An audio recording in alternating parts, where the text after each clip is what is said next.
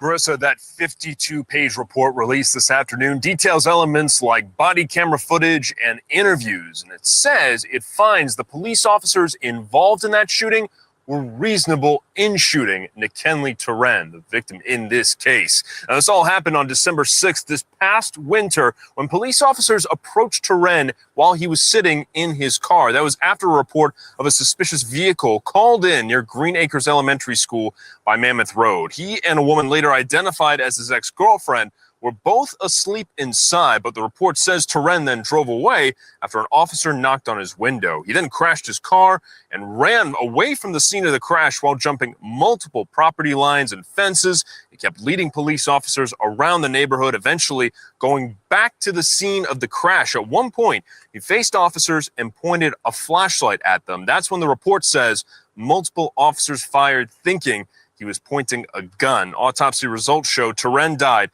from multiple gunshots. The woman in the car wasn't hurt, and the report says none of those officers involved in the shooting will face charges. Pause. Well, there are some weapons that have flashlights that are attached to them, but I don't know how you can mistake a flashlight for a gun. There's not too many guns that actually emit a light unless there's a flashlight attached to it. So again, that's one of the things that really confuses me here. It's been a waste of time for me, folks. And here's another thing, ladies and gentlemen. There's been a multiple times where there's been a non-Black assailant that they have been chasing, that they've been basically trying to apprehend, that had a deadly weapon on them, but for somehow they come upheave and unharmed through these encounters. See, a 24-year-old is dead right now, shot 5 times by police. And this week, the week of the 4th of July, that, again, the week this country celebrates freedom, the state told us the officers did nothing wrong. Case closed, back to work. And his name is Nick Turen. And the object in his hand that got him killed, it wasn't a gun, it was a flashlight. So let me walk you through it very carefully and clean so nobody can say we ran from this particular rumor. Because this case right here, this whole incident that occurred, this really didn't get headline news, no less.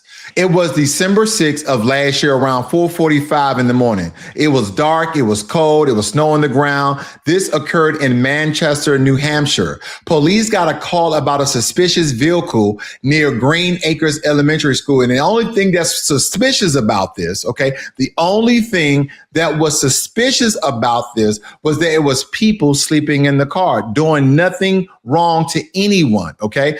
I've slept in my car before because maybe I was traveling from one military base to another military base and I just didn't have the funds to spend on a motel or hotel, or maybe I was trying to actually save a couple of dollars. But nevertheless, officers rolled up and they found Nick Turen and a woman named Nicole Mary asleep in a running car, right? Because it's cold, they had the heat on. An officer knocked on the window. Turen wakes up, startled. Again, you're in the middle of your sleep, probably in his REM sleep, rapid eye movement sleep. But nevertheless, puts the car in drive and takes off, crashes into a fence. We don't know what he was thinking. Maybe he was having a bad dream. Maybe he had a warrant out for his arrest. Maybe he thought he did something wrong. We don't know. We can't contest to what actually was going on inside of his head. Neither can I. I'm just kind of coming up maybe some reasons, because sometimes when people wake up out in the middle of their sleep, they just don't have their senses together, right? It takes some people some time to kind of get the wherewithal of what the hell is going on. But nevertheless, then he runs on foot through backyards, jumping fences in the dark, in the snow, and officers are chasing him, yelling at him to put his hands up. And at the end of that chase, 3 officers, Andre Chan, Brandon Beluco, and Devin Lambert, opened fire. They hit him 5 times, and when the smoke clears and they looked at what was in his hands, what he pulled from his sweatshirt, it was a damn flashlight. Damn. They found it in the snow right underneath where he fell. And I know a lot of people gonna come out where, how did they know it was just a flashlight? How would they depict that it wasn't a flashlight? They feared for their lives, so they had to shoot first, because if not, they could have lost their life. Again, in the heat of the moment, you have fear, you have the fight or flight syndrome.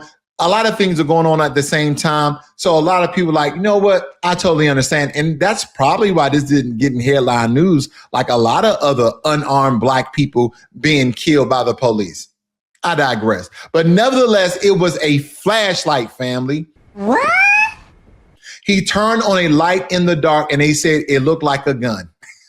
No way. No. I don't know the last time a flashlight looked like a gun. So here's what happened this week.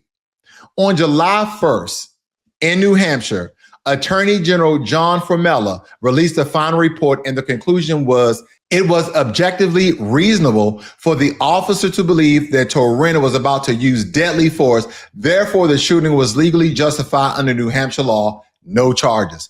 And those 3 officers had been placed on administrative leave after this shooting.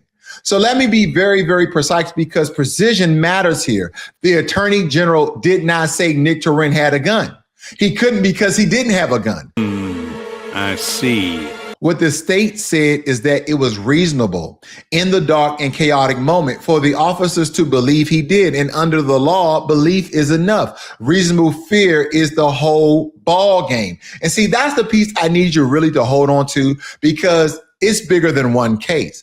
Now, the family is not accepting this. The attorney representing Turen's family, I think Marshall Carzonia, she said she reviewed the same report and the body camera footage, the same evidence, and she sees it completely different. In her words, I think Nick's civil rights were violated. She says she views the totality of the circumstances in a different light than the Attorney General. And think about that for a while and what that truly means. 2 people can look at the same footage, the same seconds, the same snow, the same flashlight, and one calls it justified and the other call is a civil rights violation. That got right there. That's the whole story of policing in Black America in one frame. And there's going to be so many people on one side of this that's going to agree unapologetically because of their views and perspective about law enforcement as well as Black people. 2 different worlds. In which world you live in depends a whole lot of which side of the badge you're standing on, does it not? Here's why this local New Hampshire case matters to every single one of you watching, whether you're in Manchester or Memphis or Milwaukee. The legal standard that cleared these officers is the same standard used across this entire country. It comes out of a 1989 Supreme Court case, Graham versus Connor. And the idea is this. Pause. You don't judge the officer about what actually happened. You judge him about what a reasonable officer would have feared in that particular moment. Sounds fair on paper, does it not? It is what it is. But watch what it does in practice. It means the question is never really, did the man have a weapon? The question becomes, was the officer scared? Hypocrisy, my friend. And here's a try for a study after study shows that in this country, Black bodies get read as more threatening, more dangerous, more armed, even when our hands are empty. So when the law says reasonable fear is enough, and the culture have been trained to fear us more, then the law is doing exactly what it was built to do. It's not broken. Oh, no. It's not broken. It's working as designed. 4:45 in the morning gets read as a gun, and the law says that that fear is objectively reasonable. I want to hear the 911 call because there was a suspicious vehicle that was on 4:45 in the morning, and there were 2 people sleep inside of the vehicle. Why did 3 police officers show up at the scene? I don't know if it was one and their partner, but we know that it was at least 2 police cars. Why did 2 police cars come to this? Because it was very suspicious, right? Wake up, nigga. I'm pretty sure someone gave the report. There's a suspicious vehicle that's been turned on for the past 3 or 4 hours, and we don't know what's going on. I'm pretty sure there's more details to this that have yet to come to light, but I digress. But nevertheless, that's how you get a dead 24-year-old and 3 officers back on the clock. And everybody involved followed the rules. Did they? Did they follow the rules? No. Now, let me be fair and complete, because again, this channel doesn't do outrage for outrage's sake or for clicks or for views. Turen did run. He did crash his car. He did run. He did flee a traffic stop, crashed a car, and refused commands. Those are real facts, and I'm not going to pretend they aren't. If you're asking, why did he run? Why are you running? That would be a very fair question. But here's my question, and I want you to sit with it for a while. Since when is running a death sentence? Since when does fleeing which is not a capital crime, by the way, anywhere in America, in with 5 bullets and a flashlight in the snow. Because again, I know some people are like, well, why did he run? Why did he crash his car? They'll ask all these other questions that we know that other demographic of people in this country, white as well, okay? Because when I say other demographic, people think I'm trying to avoid saying white. I'm not. White people as well had done some of the very same things, but it didn't end up in a death sentence, did it not? No. What kind of American are you? Absolutely not. A man running away from you, by definition, is a man moving away from you. And the story we kept getting told is that the fear was still reasonable. And at some point, I wasn't afraid. Can that be the magic key that locks every locked door? Because it just can't be. Now, granted, why did he turn around and flashlight the police officer? Again, I cannot contest. I cannot protest. I can't commit. I can't really say why he did what he did. I wasn't in his head. And I'm not giving excuses, but I'm giving you tangible reasons for you to understand. Wait, what? And I want you to notice the silence. A 24-year-old is killed. The officers are cleared, and it barely makes a ripple outside of New Hampshire. If this had happened in a big city with a big camera on it, you know his name already. You would know his name already. But Manchester is small, and the coverage stayed local. And that's exactly how a story like this disappears. Fact. Well, not here and not on this channel. We say his name, Nick Turen. And here's one more thing they won't tell you in New Hampshire. People here in New Hampshire, and they picture a place with no black folks, no race problem, nothing to see here. That's the blind spot itself. Manchester has a growing Haitian and immigrant community, and Turen's own name tells you a part of that story. Now, I know that you're going to equate to the TPS status of Haitians being revoked and removed, but that is a side note, and that is something currently going on in the administration right now. But again, this happened last year, December. See, police violence doesn't only live in the big cities with the big protests. And here's another thing. Maybe he was a TPS recipient. Maybe he outlived his stay here in America. It still does not equate to a death sentence, ladies and gentlemen. It will never end. But nevertheless, it lives in the quiet places too, the small towns where there's no camera crew, no national outrage, no machine to demand answers. Those are the places where a family can lose a son and the rest of the country never learns he existed.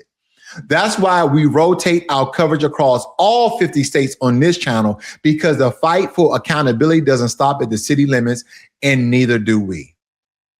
So here's the big picture. First and foremost, check out the site below, ourvoicevote.org. Really informative. It really accounts to all the people who are in government in the different municipalities for you to know who's running in your local and state and federal as I continue to update the site. And it also points out police accountability. It's not that anyone should be anti-police, but just like those people who enforce the law, who quote unquote protect and serve, should have overwatch as well. No one's perfect. No one's an angel. But nevertheless, a young man is dead over a flashlight.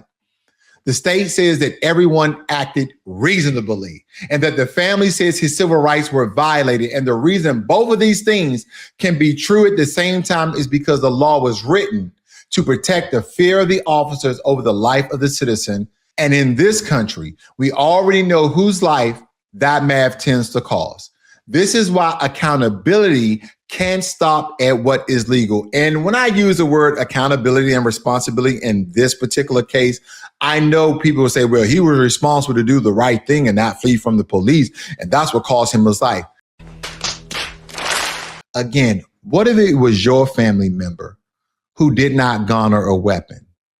Again, I think that everyone in this country, Black, white, Asian, Hispanic, Pacific Islander, and all these other people from all these other countries, just replace the people that you are seeing that's being killed with one of your family members and tell me if you feel the same.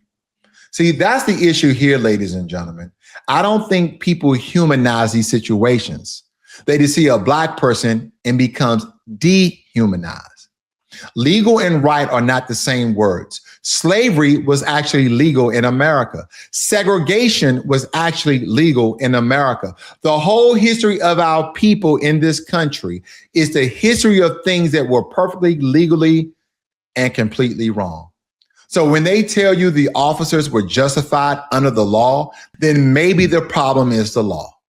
Say his name in the comments. If you're in New Hampshire, watch the family civil case because the criminal door just closed, but the civil door is still open. Know your rights on a stop and teach your young people in your life how to survive a police encounter because we shouldn't have to, but we do. Hit the like button, subscribe to the channel, and share this with somebody who needs to hear the truth the national media seem to always skip for some apparent reason. But we all know why. We'll keep watching the story. If things tend to change, I'll give you guys an update and continue to understand the dynamics of race and police in this country.